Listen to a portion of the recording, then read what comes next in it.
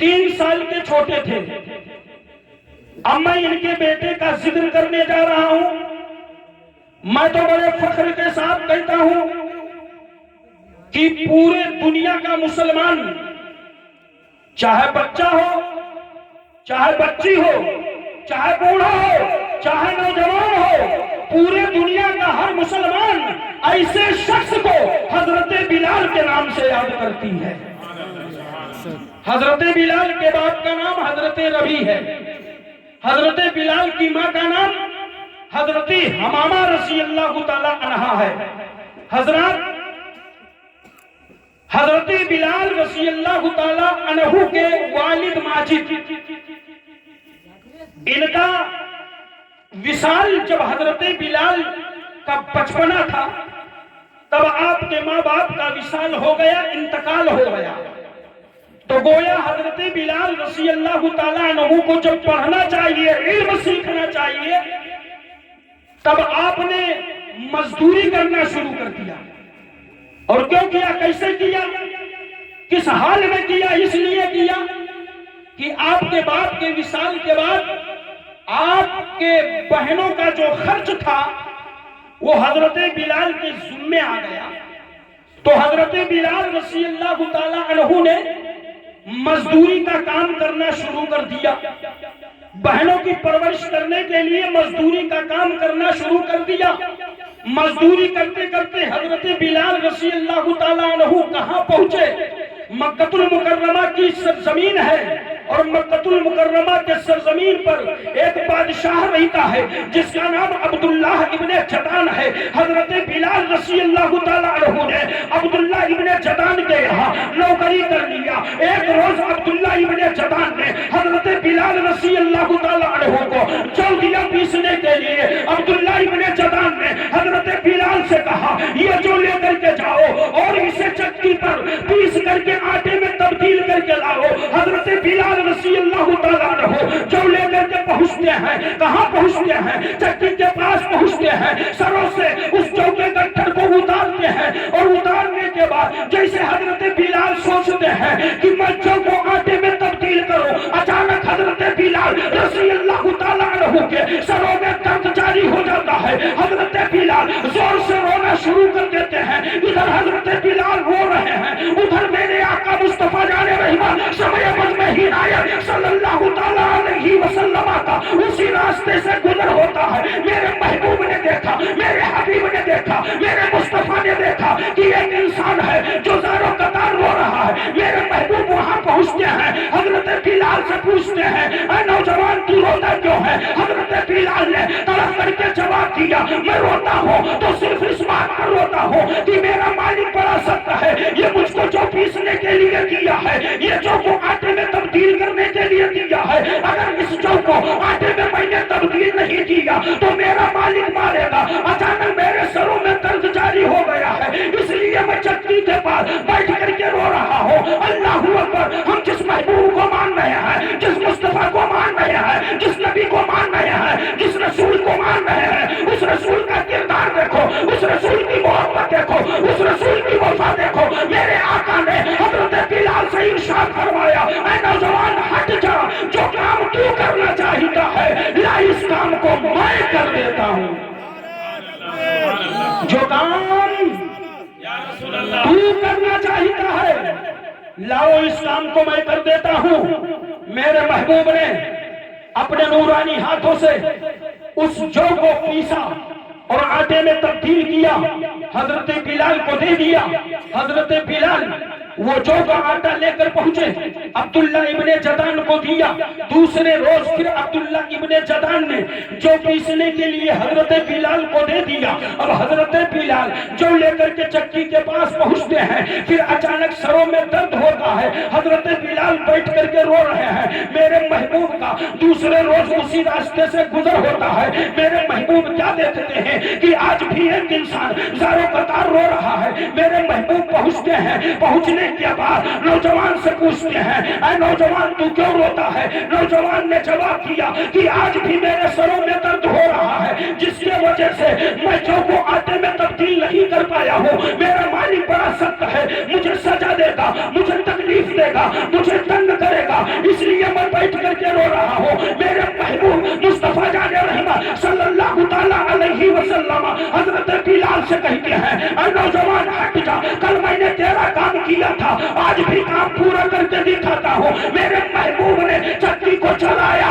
और चौको डाला, आटे में तब्दील कर दिया। अब हजरत बिलाल जब आटे को लेकर चलने लगे और उस गट्ठर को जब अपने सरों पे रखा तो हजरत बिलाल से न रह गया। हजरत बिलाल रज़ी अल्लाह ताला अन्हु ने मुस्तफा जाने रहमत समय बजमहीद आया सल्लल्लाहु ताला अलैहि वसल्लम के दामन रहमत को कुर्ते मुबारक के एक कोने को पकड़ लिया और पकड़ने के बाद हजरत बिलाल ने कहा था, ऐ इंसान तू नाम बता दे, तेरा नाम क्या है? मैं मक्का में देख रहा हूँ, मदीना में देख रहा हूँ, आज के डेट में कोई भला नहीं दिखाई दे रहा है, सबके सब पूरा दिखाई दे रहे हैं और तू ऐसा है जो बड़ा बेहतर है, बड़ा अच्छा है, बड़ा सुंदर है, बड़ा सही है, तू बड़ा बेहतर दिखाई दे रहा है, तेरा नाम क्या है? मेरे महबूब मुस्तफा जाने रहमत समय बच में ही आया सल्लल्लाहु ताला अलैहि वसल्लम ने इरशाद फरमाया, अरे ये आटे को ले जा, तुझे नाम से क्या जरूरत है? नौजवान हजरत बिलाल ने जवाब दिया, मैं उस वक्त तक कुर्ते के दामन को नहीं छोड़ूंगा जब तक आप नाम नहीं बता देंगे, जब तक आप नाम नहीं बताएंगे मैं आपको यहाँ से जाने नहीं दूंगा। अल्लाह अकबर। मेरे महबूब दानाए हुयूब अहमद मुस्तफा मोहम्मद मुस्तफा सल्लल्लाहु ताला अलैहि वसल्लम इरशाद फरमाते हैं, अरे तू मेरा नाम जानना चाहता है? हजरत बिलाल कहते हैं, हाँ हाँ मैं तेरा नाम जानना चाहता हूँ। तब मेरे आका इरशाद फरमाते हैं, ऐ नौजवान तो सुन ले, चाहे मक्के का मुसलमान हो, चाहे मदीने का मुसलमान हो, सबके सब मुझे अना मोहम्मद के नाम से याद करते हैं, अना मोहम्मद के नाम से याद करते हैं। हजरत बिलाल रज़ी अल्लाह ताला अन्हु ने जब सुना कि यही मुस्तफा जाने रहमत है, यही मोहम्मद साहब हैं और यही दीन की खिदमत कर रहे हैं, हजरत बिलाल अर्ज करते हैं कि या रसूल अल्लाह आप करते क्या हैं? आपने फरमाया, मैं दीन की तबलीग करता हूँ, दीन की बातें लोगों को बताता हूँ, सिखाता हूँ। कहा उसमें सीखना क्या होगा? उसमें सीखना क्या होगा? मेरे आका ने इरशाद फरमाया, जो दीन की बात सीखने के लिए मेरे पास आएगा उसे कलमे तैयबा पढ़ाया जाएगा, मजहब इस्लाम में दाखिल फरमाया जाएगा। अब हजरत बिलाल कहते हैं, या रसूल अल्लाह मुझे भी कलमे तैयबा पढ़ा लीजिए। मेरे आका ने इरशाद फरमाया, अभी मैं मजहब इस्लाम के अंदर सिर्फ 30 लोगों को कलमे तैयबा पढ़ा के मुसलमान किया है। ऐ बिलाल मैं तुमको कलमे तैयबा तो पढ़ा दूंगा, लेकिन इस कलमे का इजहार नहीं करना। अगर ये वादा करो मैं तुमको कलमे तैयबा पढ़ा दूं, तो हजरत बिलाल ने वादा किया था कि मैं वादा करता हूँ इस कलमे का इजहार नहीं करूंगा। लेकिन जब हजरत बिलाल अब्दुल्ला इब्ने जदान के यहाँ पहुंचे तो अब्दुल्ला इब्ने जदान के यहाँ सिर्फ बिलाल ही नौकर नहीं थे, काफी नौकर थे। उन तमाम नौकरों के बीच में हजरत बिलाल काम कर रहे हैं और अपने जुबान हाल से यूं कह रहे हैं, यूं बोल रहे हैं, ला इलाहा इल्लल्लाह मुहम्मदुर रसूलुल्लाह, ला इलाहा इल्लल्लाह मुहम्मदुर रसूलुल्लाह।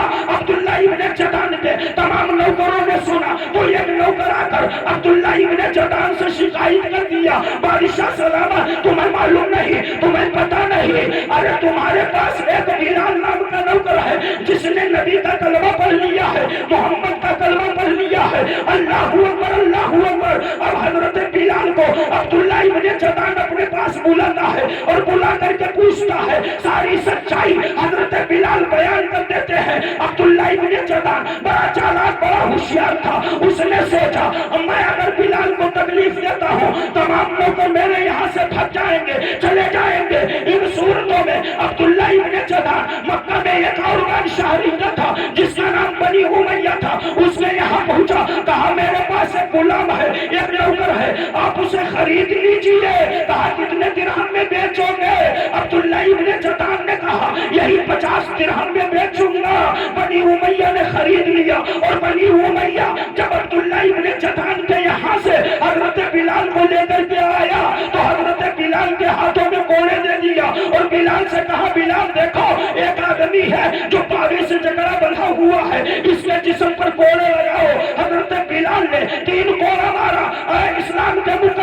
شہلا دو، وہ کوئی دوسرا شخص نہیں تھا بلکہ وہ صحابی رسول حضرت عمار ابن عاصر رضی اللہ تعالیٰ عنہ تھے، جنہوں نے نبی کا کلمہ پڑھا تھا تو بنی امیہ نے رسیوں سے جکڑ کر کے پاوے میں باندھ دیا تھا۔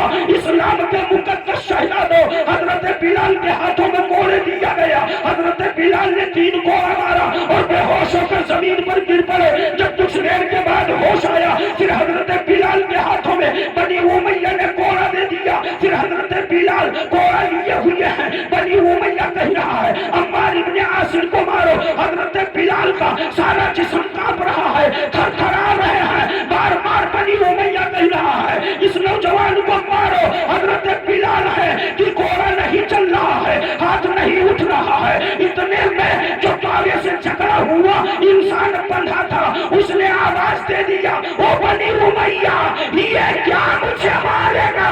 ارے جس کا کلمہ میں نے پڑھا ہے اسی کا کلمہ اس نے بھی پڑھا ہے۔ سبحان اللہ، نعرہ تکبیر، نعرہ رسالت، جشن میلاد النبی، علماء اہل سنت، نعرہ تکبیر۔ جس کا کلمہ میں نے پڑھا اسی کا کلمہ اس نے پڑھا، یہ مجھ کو کیا مارے گا؟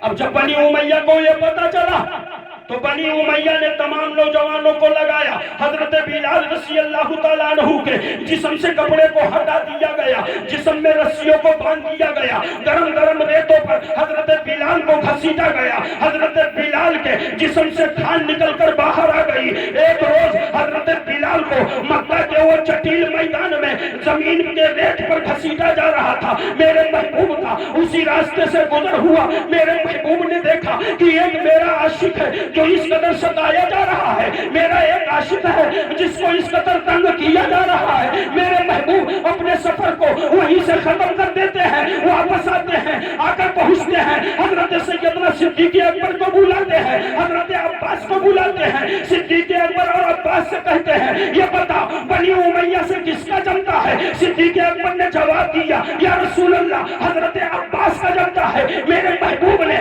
حضرت عباس سے ارشاد فرمایا وہ عباس چلے جاؤ بنی امیہ کے پاس، اور میرا ایک عاشق ہے جس کا نام بلال ہے اس کو خرید کر کے لاؤ۔ اور حضرت عباس جاتے ہیں بنی امیہ سے بلال کے لیے سودا کرتے ہیں، 50 درہم میں سودا ہو گیا، لیکن حضرت عباس کو دیر لگ گئی تو میرے محبوب نے حضرت سیدنا صدیق اکبر کو بھیجا کہ جاؤ دیکھو کیا معاملہ ہے، ابھی تک عباس واپس نہیں آئے۔ جب حضرت سیدنا صدیق اکبر پہنچے حضرت عباس سے آہستہ کہا کیا ہوا، بلال کا سودا ہوا کہ نہیں سودا ہوا؟ یہ آواز بنی امیہ کے کانوں میں پہنچی۔ بنی امیہ نے صدیق اکبر سے کہا کہ کس چیز کا سودا، کس چیز کی باتیں کر رہے ہو؟ تو سیدنا صدیق اکبر نے کہا بلال کا سودا، بلال کے بارے میں باتیں کر رہے ہیں۔ تو بنی امیہ نے کہا میں نے بلال کو بیچا ہی نہیں، اگر تمہارے میں ہمت دم ہے تو بلال کو خرید لو۔ سیدنا صدیق اکبر نبی کے عشق میں جھوم اٹھے،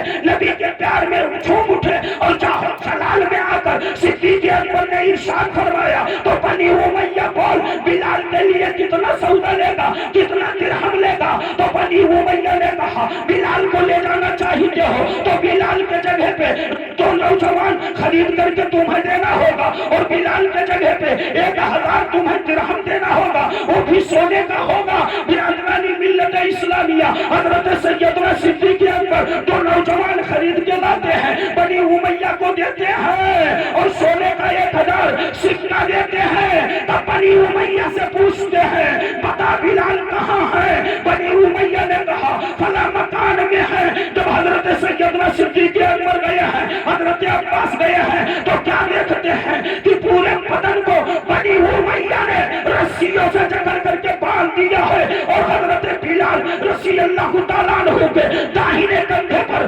1.25 کنٹل وزن پتھر رکھا ہوا ہے، بائیں کنٹل پر بائیں کندھوں پر 1.25 کنٹل کا وزن پتھر رکھا ہوا ہے۔ حضرت سیدنا صدیق اکبر نے پورے جسم کے رسیوں کو کھولا، کندھوں سے پتھر کو اٹھایا، ہٹایا، اور ہٹانے کے بعد جب سیدنا صدیق اکبر نے حضرت بلال سے کہا بلال اٹھو چلو، تو حضرت بلال اٹھتے ہیں، زمین پر گر جاتے ہیں۔ حضرت سیدنا صدیق اکبر حضرت بلال کو اپنے گود میں لے لیتے ہیں، اور لے کر جب چلتے ہیں حضرت عباس کہتے ہیں اے صدیق اکبر میں یہ بات کہنا چاہتا ہوں. صدیق اکبر نے کہا عباس کہو کیا کہنا چاہتے ہو؟ تو صدیق اکبر سے عباس کہتے ہیں کہ آپ نے ملک شام تک تجارت کیا مگر تجارت میں تو ہے کبھی گھاٹا نہیں ہوا, منافع ہی منافع ہوا, لیکن آج تم نے جو سودا کیا ہے اس میں گھاٹا ہی گھاٹا دکھائی دے رہا ہے. تب پلٹ کر کے سیدنا صدیق اکبر نے